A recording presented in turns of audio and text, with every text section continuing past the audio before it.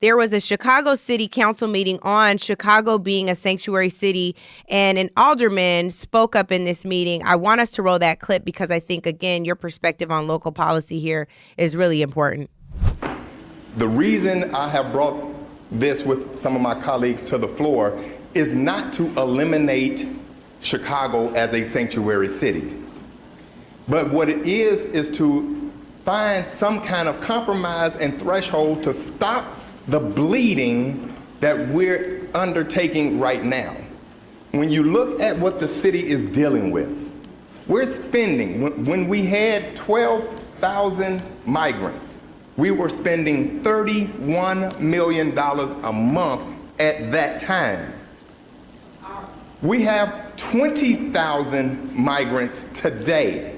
So what is the price tag on that now? And we can't get solid answers to what it's costing us right now. Y'all don't care, but y'all trying to find housing for Venezuelans, for the Latinos, for all that. Y'all keep sending them over here when they need to go back. Y'all, one time have y'all sent ICE there. ICE need to come. There's prostitution that's behind all of these police districts. I live in Streeterville. It's prostitution right up the street.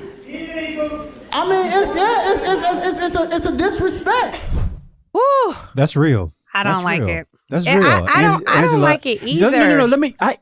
I hate it. All of us have to not like it. But the truth is this is where we create the way for Republicans to come in and go after very discrete sets of voters. We talked about this before. They don't need everybody. They don't even need most of everybody. They just need a few. And so this is the kind of thing we can't tell these folks to disbelieve their lying eyes. Their lived experience is going to be what it is. But very quickly, one, this thing is based in a very racist and also separatist, otherizing American tradition of the elite and corporate interests finding and figuring out a way to keep us separate, divided, and conquered. When the unions started to peep up during the early beginnings of the industrial complex and say, listen, these were white men. We're dying here. We need work hours that respect us. We need a weekend. We need a paid.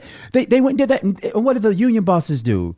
They satiated them as best they could so they didn't have to kill them outside of the mills where they were blocking the entrances of them importing more cheap labor in to replace them. They blocked them. And then they came up with a strata system where they started giving these folks titles for doing the same work on the floor so that the new title people who didn't even make more with the new title, they still made the same amount that everybody else did. But it created strata so that they could never come together and do this thing as a unit. So this has been an intention from the very beginning, y'all. Divide and conquer is the name of the game, and the writers of the rules are these corporate interests. But as Angela and Tiffany both said, the devil is a lie. But not only is the devil a liar, this is the devil's work.